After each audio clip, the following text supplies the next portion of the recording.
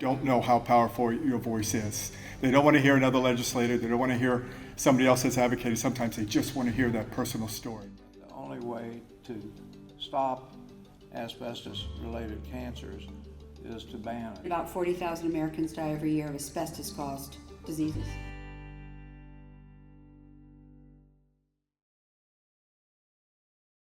After 20 years of being in the trenches, in the tunnels, and everything else everything else in between, I learned the hard way, over the last 5 years especially, that the law is the key to change. The law is the key to change. We don't sell our soul, we don't give anything, but the law is the key to change. So I went to a conference to recognize, cheerfully, Dr. David Eagleman. His family asked that I come. And I was sitting there like, oh my God, all these like plaintiffs' lawyers, they're probably gonna wonder what I'm doing here.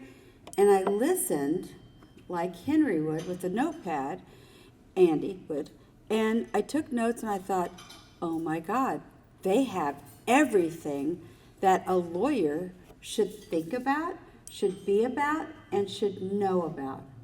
I thought the founder, Shep Hoffman, would be really big, tough, kind of a jerk. I was so wrong. I was so wrong. I shook his hand and I cried. I said, you've moved me. What you do with lawyers in this conference is just incredible. So we became friends, and I asked him, so this is the first legal award ever for ADAO. I said, Shep, could we honor PALS for the work you do to educate your lawyers? And he thought for a second, and I emailed him back. He said yes. So there's no quid pro quo. I don't work for Shep, he doesn't work for me. But you know, we have mutual respect. And if you don't understand the law, if you're not lucky enough to be like Carmender and other and Perry and Ann, then it's a missed opportunity. So tonight, with great honor, and if Clarence Burrell was here, he would say, oh my, that widow finally got it. Because it is about the law, it is about the evidence. Yes, it is about justice. It has to be about justice.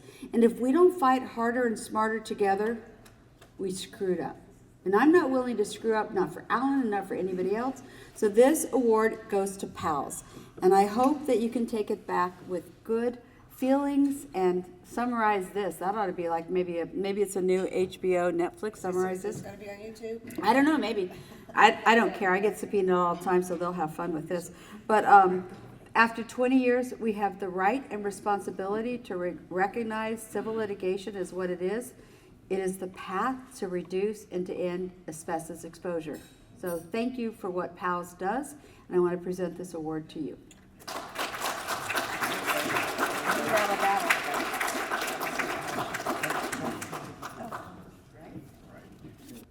Well, after a long trial I had earlier this year in opioids, my judge was, brevity is the soul of wit. So I will take this quickly. But in one of my colleagues and I were just talking, and one of the things about PALS, and I don't know if we're on YouTube, so everyone knows, we get together, plaintiffs' lawyers, no industry, no companies, people who represent victims of asbestos litigation. And we come together every year and we just share our thoughts. It's a think tank. We talk about our litigations. And when I tell people about your stories live with us, your stories are told through us and talking to other like-minded lawyers who are representing victims. We bring other people from our firm so we can all be together to learn from each other. So when Shep Hoffman, over 2 decades ago, came up with this concept, it was remarkable. And in this litigation, sometimes we're like, okay, you want this client. We are all on one page. And we talk about all boats float and on a rising tide. If we can all work together, every verdict helps someone else's case. Every one time we get together and bring our firms there and have a think tank, it's a remarkable thing. We do it in our firms, but even more so, we do it across the country. So Shep Hoffman will be honored, as will be the 400 to 500 lawyers that come to this seminar now. That again, if anyone is, you have to be a plaintiff's lawyer and you have to represent asbestos victims to get through the door and advocate for asbestos victims. So SHEP would be very proud of this award, and we're proud for us to be able to be part of SHEP's organization for so many years and sharing our knowledge and everyone else's knowledge with everyone else there too, so we can all litigate this together. Thank you,